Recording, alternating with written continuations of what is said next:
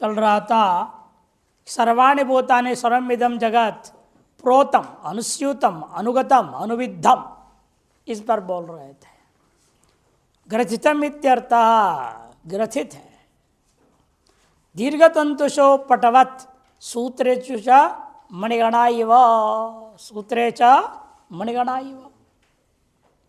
उसी प्रकार दृष्टांत दे रहे हैं, जैसे धागों में कपड़ा है या जैसे धागे में मणियों की पिरो दिया गया है, उसी प्रकार से मुझ में सारा जगत कल्पित होकर पिरोया हुआ जैसे है, वो तो प्रोत है।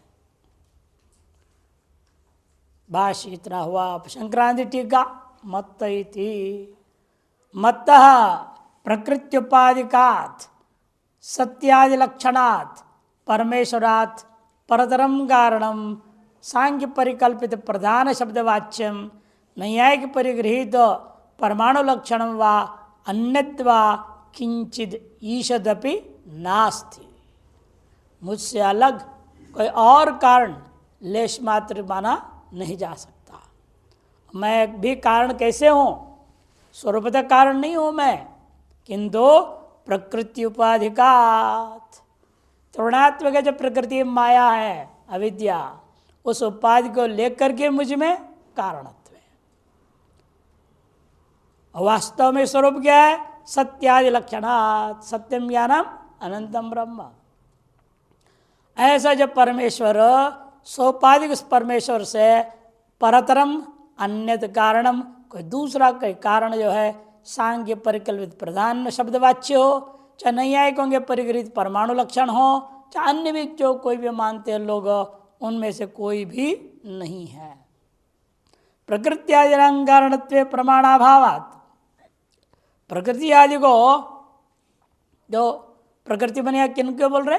सांख्यों का प्रकृति और परमाणु या पंचभूतों के स्वभाववाद, चार वाक, पंचभूत अपने आप मिल गया, अपने आप सब हो गया। तो इन सभी वादों के लिए जवाब दे रहे हैं, उनके पास वेद में कोई प्रमाण नहीं है, वैदिक प्रमाण नहीं है। क्यों? हमारे यहाँ श्रुतियाँ क्या कह रही है? तो वही इमानी भूतानि जातानि ये न जातानि जीवंती यत् प्रयंति अभिसंविशंति इत्यादि श्रुति रेव प्रमाणमिति चेत, यही प्रमाण है। यथा से वहाँ पर सामान्य बोला है ना, यथा से हम प्रधान भी ले सकता हूँ, यथा से हम परमाणु भी ले सकता हूँ, यथा से कुछ भी ले सकता हूँ। वो तो सर्वनाम शब्द है, अब ब्रह्म ही है, कैसा अर्थ ले रहे हो आप ये शब्द से? न ईक्षतिर्ना शब्दम इत्यादि अधिकरण जाते न जगत कारणस्य। ईक्षतिर्ना शब्दम से लेकर पूरे प्रथम अध्याय के प्रथम पाद ब्रह्मसूत्र एकमात्र सांख्य का खंडन में लगा हुआ है पूर्ण रूपेण। ईक्षितर्ना शब्दम इत्यादि अधिकरण जाते न, अधिकरण समूह से जगत कारण से चेतनत्वादि धर्मवत्व प्रतिपादने न, जगत कारण जो है चेतनत्व धर्म वाला ही हो सकता है, जड़ नहीं हो सकता। इस प्रतिपादन के द्वारा श्रुत्यर्थ अविषयत्या प्रकृत्यादि कारणत्व से निरस्तत्वात्, श्रुत्यर्थ के अविषय होने के कारण से आपके प्रकृति आदियों को कारणत्व निरस्त कर दिया गया। अनेकों देता है वो, लोहित शुक्ल कृष्णाम भव्य प्रजा स्वरूपा श्वेता स्वरूप परिषद को लाता है, स्पष्ट कहा है। लोहित शुक्ल के साथ त्रिगुणात्मिका प्रकृति को कारण माना है, और सबको उन्होंने वहाँ अलग अलग अधिकरणों में विचार करते हुए खंडन किया हुआ है। यह सर्वज्ञ सर्वित यस्य ज्ञानमयं तपः इति, इसे श्रुतियाँ देखो, चेतन ही हो सकता है जो सर्वज्ञ होगा, सर्वित होगा, जिसे ज्ञान में तप है, वही सृष्टि का सृजन कर सकता है, उसके बिना नहीं कर सकता। लोक में भी देखिए, कोई भी चीज़ आप सृजन करना चाहते हैं, उसे ज्ञान आपको आवश्यक है। जितना अधिक से अधिक उस विषय में ज्ञान है, उतना बढ़िया बनाओगे ना। आपको पहले पूरा ज्ञान होना चाहिए उसकी, जितनी हो सकते हैं रेसिपी पढ़ लो अच्छी तरह से। नहीं, रेसिपी बुक आते हैं ना आजकल, हलवाई बनाना है ऐसे थोड़ी हलवा बन जाता है। सीधा डालो, अपने सूजी भून दिया, पानी डाल दिया, चीनी डाल दिया, हो गया हलवा। बन जाएगा वो भी, लेकिन घटिया है, थर्ड क्लास हलवा माना जाएगा उसको। हाँ, आप उसमें इलायची डालिए, काजू बादाम आदि डालिए, सही मात्रा में डालिए, और दूध डालिए, केसर डालिए, जितने आइटम जानते हैं आप उतने डालोगे ढंग से तो बढ़िया बनेगा ना। अब तब कहेंगे तो बहुत गजब बना दिया। इसे ज्ञानाधीन आपका कार्य है, आपका ज्ञान ठीक नहीं है तो कार्य भी ठीक नहीं होने वाला। अब खेती करना है वहाँ भी ऐसे ही है ना, अब जमीन खरीद लिया कुछ भी बो दो, जब चाहे तब बोवा दो, ऐसे थोड़ी होगा। आपको जानकारी लेना पड़ेगा किस मौसम में क्या चीज़ बनता है, कैसे होता है। जब हम लोगों को भी रायवाला में आश्रम लिए, वहाँ काफ़ी बड़ा ज़मीन था, अब 10 बीघा ज़मीन थे, तो उसमें अलग अलग करते करते 5 बीघा बचा था। और 5 बीघे में हम लोग को क्या डालना है पता कुछ है नहीं, कभी किसान का काम किए ही नहीं। फिर वहीं अपने बगल में ही उद्यान विभाग था, हॉर्टिकल्चर डिपार्टमेंट जो बोलते हैं, उनके अधिकारियों से मिले, बातचीत की, उन्होंने कहा इस मौसम में डालो, इस मौसम में डालो, कब कौन सी सब्जी बोना है, कब क्या करना है, सब था। फल के पेड़ पूरे एक बगीचा पूरा फलिंग का ही था, 1.5 बीघा जमीन।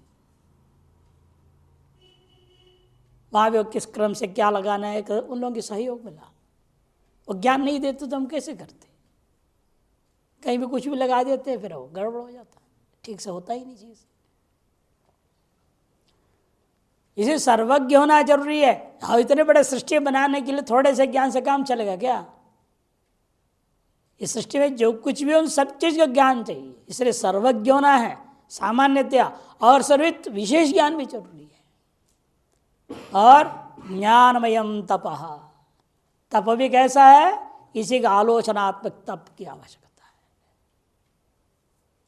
पूरे क्रम प्रक्रिया केवल ज्ञान से भी चलेगा नहीं, क्रम भी तय होना है, किस क्रम से क्या पैदा करना है।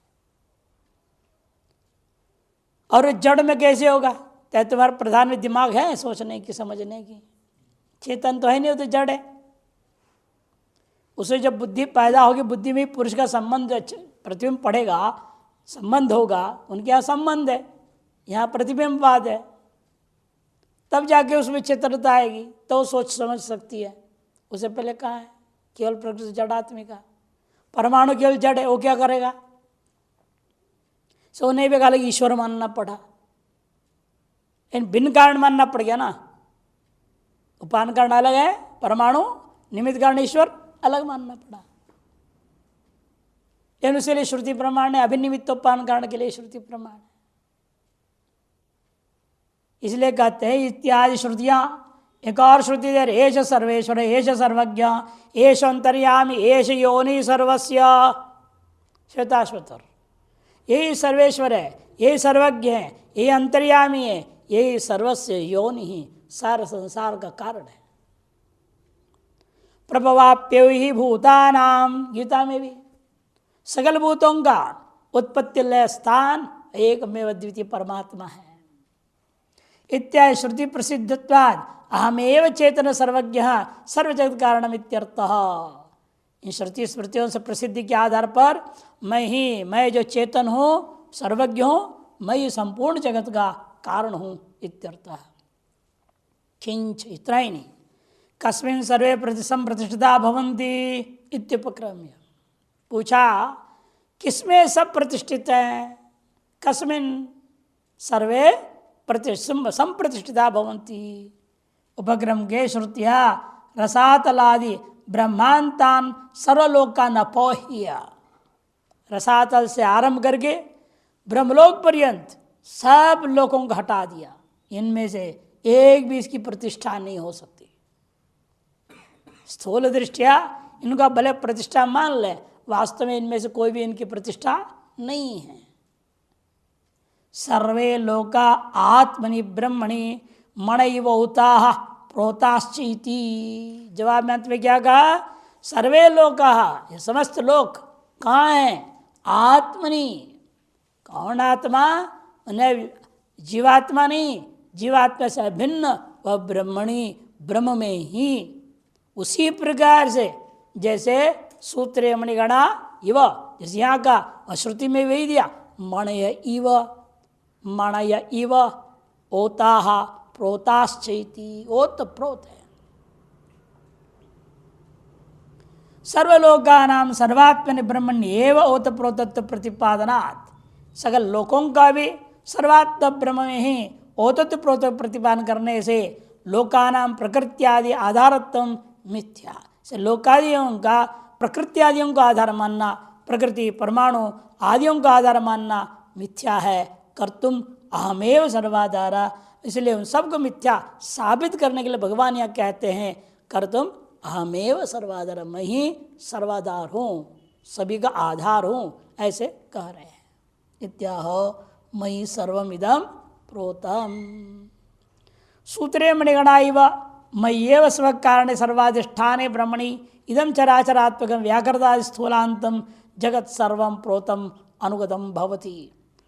धागे में जैसे मणियाँ हैं उसी प्रकार से मुझ में ही मय्येव स्वकारणे सर्वाधिष्ठाने, स्व में विद्यमान कारण स्वरूप उस सर्वाधिष्ठान मैंने मायावच्छिन्न, स्व कारण क्या हो जाता है, मायावच्छिन्न आत्मा, उस सर्वाधिष्ठान में ब्रह्म में ही ये संपूर्ण चराचरात्मक जगत व्याकृत से लेकर के स्थूलांत सब के सब जगत सर्वम प्रोतम अनुगतम भवति।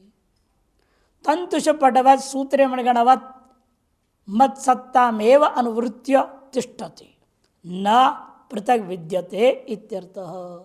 तंतुओं में जैसा पट है, सूत्र में जैसे मणि समूह है, उसी प्रकार से मेरी सत्ता को अनुवृत्त करके ही ये सब स्थिति को प्राप्त किए हुए हैं, इनकी अपनी कोई पृथक सत्ता है ही नहीं। दृष्टांत जैसे मण्याधार सूत्र से तत्र प्रोत सौवर्णादि मणियनांच यथा भेदस्तथा त्वयि प्रोत से जगत तदाधार से तवापि भेद युक्त एवं चेत न।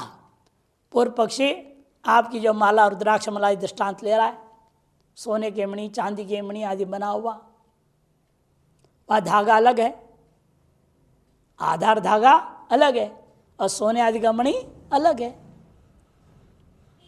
मणियाँ तो सोने का है, चांदी का बना लो, किसी का भी बना लो, पत्थरों के होते हैं विशेष पत्थर, नवग्रह माला बोलते हैं, नवग्रह माला पूरे नवग्रह के पत्थरों से बनती है माला। और प्रयोग क्या है, चांदी के धागे में मान लो, चाहे पैराचूट धागे में, और धागा अलग है मणि अलग है या नहीं। जैसे आप में ये सब ओतप्रोत है, दृष्टांत के अनुसार तो आप अलग हैं जिसमें आप ओतप्रोत हैं, जिसमें सारा जगत ओतप्रोत है, आपसे भिन्न वो चीज़ें हैं, भेद मानना पड़ेगा। दृष्टांत तावत अस्य मण्याधार सूत्रस्य, मणि के आधारभूता जो सूत्र का तत्र प्रोत सौवर्णादि मणि नाम, उस ओतप्रोत जो सौवर्णादि मणियाँ हैं, यथा भेद धागे से भिन्न है, तथा त्वयि प्रोत से जगत, आप में ओतप्रोत जगत का भी आप आधार से और आपका उनके साथ में परस्पर भेद युक्त एवं युक्त हो उचित है, ऐसा मालूम होता है। यदि चेत न, तो ऐसा नहीं है। आप ये पूर्व पक्षी पंजाबी माला को अभी देखा नहीं है, ऐसे शंका कर रहा है। इधर रुद्राक्ष माला, नवरत्न माला, अन्य मालाओं को देखा है, उसके अनुसार बोल रहा है बेचारा। बौद्धों में वैसे माला होती है, उनकी एक ही धागे का सारा बनता है, मणि भी उसी का है, धागा भी उसी का है, गांठ भी बीच बीच में उसी का है, एक ही से बनता है। तो उसको देखने पर स्पष्ट हो जाता है। सूक्ष्म बुद्धिया युक्त्या च, कहते स्थूल बुद्धि छोड़ो, आप क्या देखो, सूक्ष्म बुद्धि से देखो। दृश्यत्व अग्रया बुद्धिया सूक्ष्मया सूक्ष्मदर्शी भी ही, श्रुति स्पष्ट कह रही है। सूक्ष्म बुद्धि से देखो और ठीक ठीक युक्ति कर लगाओ। गड़बड़ सड़बड़ अनुमान करते हो और अपने अनुमान के आधार पर कुछ भी बोल देते हो। आप गलत अनुमान मत कीजिए, श्रुति सम्मत, श्रुति अनुकूल, श्रुति अविरुद्ध अनुमान करो, तब पता चलेगा आपको कि वास्तविक कार्य का अनुभव क्या है।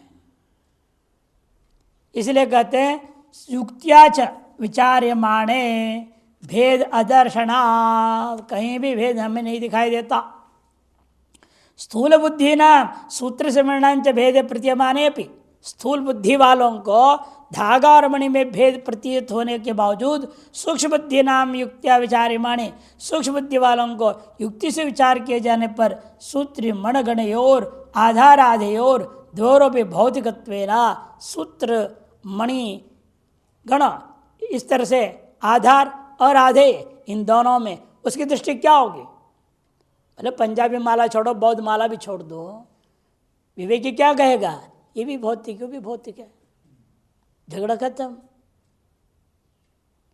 जैसे हमने सुनाया हो ना, पैंट और धोती की लड़ाई हुई, पैंट ने कहा आई एम द बेस्ट, मैं सुंदर लगता हूँ, मैं सबसे बढ़िया हूँ। धोती कहे तू क्या, कुछ नहीं है, अनादिकाल से तो मेरी इज्जत रही है।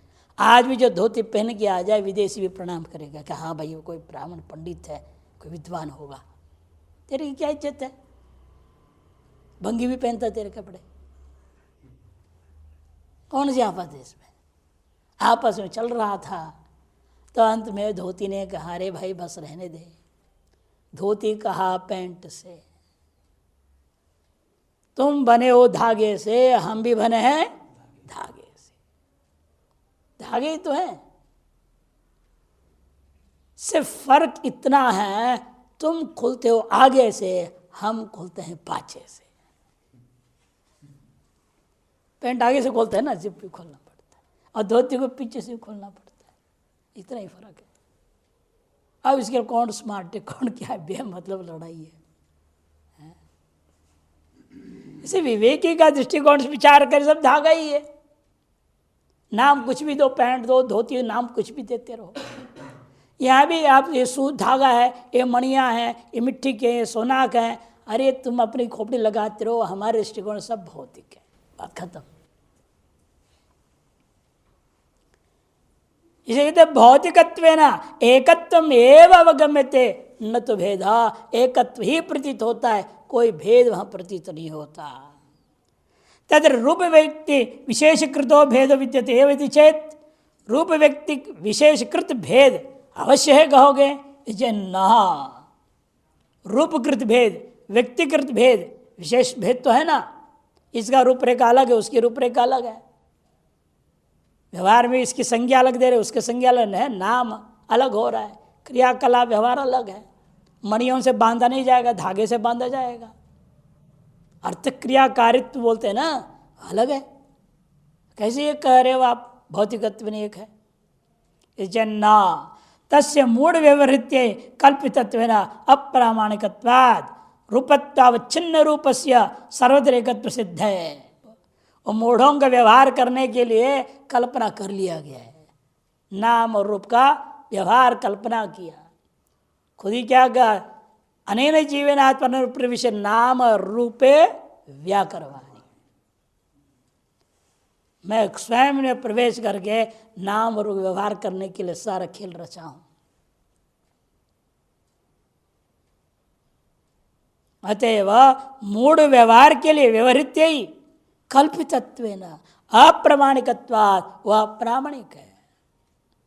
रूपत्तावच्छिन्न, रूप नाम का चीज सर्वत्र एक है। नीला है, पीला है, किसको नीला पसंद, किसको लाल पसंद, किसको पीला पसंद, किसको काला पसंद। ये सारी चीजें क्या हैं? ये मूढ़ों के व्यवहार का खेल है। ये तो रूपत्वावच्छिन्न, रूप एक है, सात रूप एक है, सर्वत्र एकत्व सिद्ध है। तद विशेष से औपाधिकत्वेन, से जो भी विशेष प्रतीत हो रहा है फिर वो क्या है? कहते हो औपाधिक है। केवल औपाधिकत्वेन अस्वाभाविकत्वात् मिथ्यात्वपत्ति है, अस्वाभाविक है वो, इससे मिथ्यात्व सिद्ध होता है। चित्रपटेपि सर्वत्र अनुगत रूपस्य एकत्व दर्शनात्, जैसे कि चित्रपट में अनेकों चित्र है, लेकिन सर्वत्र अनुगत रूप तो कपड़े का क्या रूप था? सफेद कपड़ा था। वो जो सफेद रूप है कपड़े में एक ही है। उसके और भले आपने चित्र बना दिया, रंग भर दिया कि लाल, काला, नीला, पीला, सब रंग भर दिया है आपने, लेकिन जितने भी रंग भर लो चित्रपट में, चित्रों में रंग भले प्रतीत हो रहा है, लेकिन पट का रूप तो एक ही है। उसी प्रकार अधिष्ठान एक रूप है। उस प्रतीत और जगत नाना रूप भले ही हो जाए, लेकिन अधिष्ठान भूता चैतन्य ब्रह्म एक ही सच्चिदानंद रूप है। सर्वत्र एकत्व सिद्ध है, तद विशेष से औपाधिकत्व न असवेगत्वाद मिथ्यात्वपत्ते चित्रपटे भी सर्वत्र अनुगत रूप से एकत्व दर्शनात् भौतिकत्व सामान्य से सर्वानुगतत्वात्, और भौतिकत्व रूप सामान्यता सभी पदार्थों, संसार के सगल पदार्थों में सर्वत्र एक रूपेण अनुगत है। तद विशिष्ट से वस्तुना एकत्वोपत्या, इसे तद विशिष्ट वस्तुओं का एकत्वोपत्ति के लिए सर्वमिदम भौतिकम ये व्यवहार हम कर देते हैं। सर्वमिदम भौतिकम ऐसे व्यवहार हो जाता है। सर्वत्र भौतिक प्रत्यय जाते, सर्वत्र भौतिक प्रत्यय उत्पन्न होने पर तत्र व्यक्ति विशेष कल्पित प्रत्यय अनुदयात, व्यक्ति विशेष के द्वारा परिकल्पित प्रत्यय उदय ही नहीं होगा। समलोष्टाश्म कांचन है ना, समलोष्ट अश्म कांचन।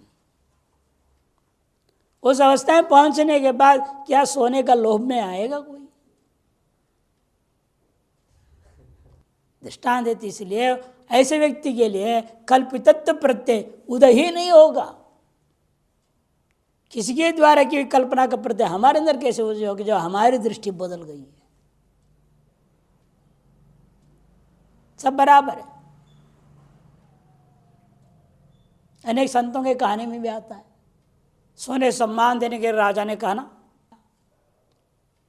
उन्होंने मिट्टी और सोना उठाए, दोनों बराबर है, मेरे लिए कह दिया, लो भाई तेरे सोना तू ही रख। नचिकेता ने किया, तबे विवाह स्तव नृत्य गीत अपने पास रखो, ये सब तेरे काम के हैं, हमारे काम के नहीं। हमारे लिए ब्रह्म दृष्टि है हमारी, बस सर्वत्र ब्रह्म है हमारे लिए, ये क्या करेंगे मेरा? सब लौटा दिया।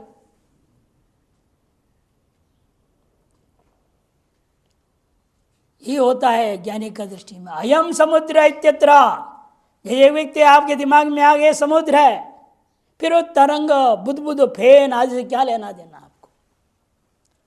तरंग फेन बुदबुद आदि प्रत्यय अदर्शनात्, सारे प्रत्यय खत्म, समुद्र बुद्धि हो जाती है। प्रधाने गृहीते अप्रधान ग्रहण से अन्यायत्वात्, जब प्रधान भूता आत्मा इन सब किस लिए? आत्मस्तु कामाय सर्वम प्रियम भवती, अपने की अपने लिए है ना, मैं ही प्रधान हूं, इसका मतलब सब गौण संसार है। अपने शरीर भी गौण है, मेरे लिए शरीर है, हम मेरे काम का है ही नहीं, तो फिर हम शरीर को चर्चा से छोड़ दे। कई महात्माओं ने ऐसे किया, जब देखा शरीर ठीक ठाक नहीं है, हमारे साधन भजन में विघ्न हो रहा है, इससे अन्न जल छोड़ दिए, धीरे धीरे शरीर ही छोड़ दिया। यह शरीर बेकार हो गया, अब हमारे साधना के लायक नहीं है। मोह नहीं शरीर पर कि प्रधान कौन है? खुद की स्थिति महत्वपूर्ण है या शरीर की स्थिति महत्वपूर्ण है तुम्हारे लिए? तो शरीर को खत्म करने को तैयार है। कुछ लोग होते हैं मरने तक छोड़ेंगे नहीं, वो बात अलग चीज है, मोहग्रस्त है वो लोग, ज्ञान नहीं, विवेक दृष्टि नहीं है। ये कहावती बन गया ना, वैराग्य मरे नहाए नहाए, सन्यासी मरे खाए खाए, खा खा के ही मरेंगे। थोड़ा से भी नियंत्रण नहीं करते। और भागवत में सुखदेव महाराज ने क्या कहा? जिते रसे जितम सर्वम, सबसे मुख्य चीज, इसी से खाद पूरे को इंद्रियों को मिल रहा है। इसको जीत लो तो सब कुछ जीते, पूरे जगत को जीत लिया तुमने,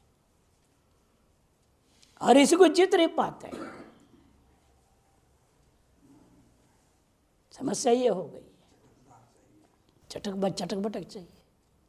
एक महात्मा ने बिना मिर्ची का मेरी रोटी अंदर नहीं जाता है, क्या करो बताओ? अभी मिर्ची पर जीत नहीं हासिल कर पाए, किस पर हासिल करोगे? संसार पर हासिल कर सकेगा? ये बड़ा कठिन काम है। इसे प्रधान गृहीते अप्रधान ग्रहण से अन्यायत्वात्, व्यक्ति विशेषकृत भेद सिद्ध है। इसे व्यक्ति विशेषकृत भेद भले सिद्ध होते रहे, वह हमारे लिए भेद भी सिद्ध नहीं है। इसे व्यक्ति विशेषकृत भेद असिद्ध है। ज्ञानी के लिए वो असिद्ध हो जाता है।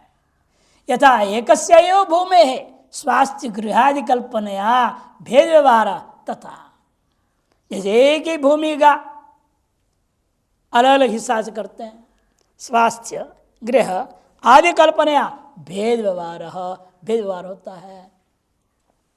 तथा भौतिकत्वेन एकत्वेपि, भौतिकत्व एक होने पर भी सूत्रादो सूत्रमिति मणिरिति भेदो व्यवहार यैव कल्पितो न वास्तव। ये सारा भेद धागा है, ये मणियाँ हैं, इस तरह जो भेद कल्पना आप करते हो वह केवल व्यवहार मात्र के लिए वास्तविक नहीं है। तथा त्वे भौतिकत्व भाव प्रसंगात, यदि वास्तविक हो जाए फिर तो भौतिकत्व ही नहीं रह जाएगा, सूत्रत्व यथार्थ हो जाएगा, मणित्व यथार्थ हो जाएगा, भौतिकत्व में नहीं रहना चाहिए। लेकिन भौतिकत्व है फिर सूत्रत्व मणित्वादि मिथ्या मानना पड़ेगा। भेदस्य निरूपितुम अशक्यत्वाच्च, एक और हेतु दे रहा है, भेद का निरूपण करना भी संभव नहीं है। क्योंकि आप करिए घट से पट भिन्न है, पट से घट भिन्न है, हम जो उनसे पूछेंगे भाई घट पहला कि पट पहला, यदि घट पहला है, जब वो घट था घट में किसका भेद था? बिना भेद का पैदा हुआ ना, वो बिना भेद का पैदा हुआ है। इधर यहाँ पट भी जब पैदा हुआ तो उसके अपने आप में भेद नहीं था, बाद में हमने दोनों को भी देखा तब ओहो ये अलग है वो अलग है, दोनों को ग्रहण करोगे तब ना। लेकिन दो करके ग्रहण करना ही गलत था, दोनों को भौतिकत्व ने देखते तो दो था ही नहीं, ये भी भौतिक वो भी भौतिक। इसे वास्तविक भेद का आप निरूपण भी नहीं कर सकते। तद एकत्व एव अभिगंतव्यम, इसलिए सभी में एकत्व ही स्वीकार करना होगा। यथा दृष्टांत तथैव दाष्टान्त के अपि, यथा दृष्टांत में ग्रहण करते हो वैसे दाष्टान्त में भी ग्रहण करना है। ब्रह्म जगतोरोपि एकत्व एवं अंगीकर्तव्यम, ब्रह्म और जगत में भी एकत्व ही स्वीकार करना होगा। अन्यथा यदि नहीं मानोगे तो ब्रह्मेदं सर्वम इत्यादि अद्वैत प्रतिपादक श्रुति विरोध, अद्वैत के प्रतिपादक श्रुतियों के साथ विरोध प्रसंगात, विरोध की प्रसक्ति हो जाएगी इत्यर्थः। टिप्पण इदानीम अजातवाद अनुसारेण प्रतिपादनाय आरभ्यते। पहले सृष्टि दृष्टिवाद के अनुसार 2 श्लोक गया, फिर दृष्टि सृष्टिवाद के अनुसार 1 श्लोक गया, 4, 5 और 6, और ये 7वां श्लोक अभी अजातवाद के दृष्टिकोण से है।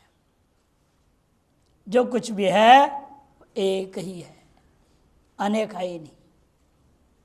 इसे जो कुछ भी है सो तू ही है, भजन गाया। अर्श से लेकर फर्श जमी तक, अर्श से लेकर फर्श जमी तक, फर्श जमी से अर्श भरी तक, जहां मैं देखा तुझको पाया, जो कुछ भी है सो तू ही है,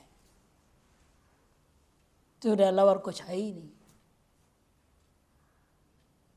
इसलिए अजातवाद है, अजातवाद का प्रतिपादन करने के लिए आरंभो मत्थ इति, विवर्तवादं स्फोरयति मयीति, विवर्तवाद को स्पष्ट कर मयी सूत्रगणा इव, सूत्रमणिगणा इव जो कहा वह इसीलिए कहा गया है विवर्तवाद को स्फुरित करने के लिए।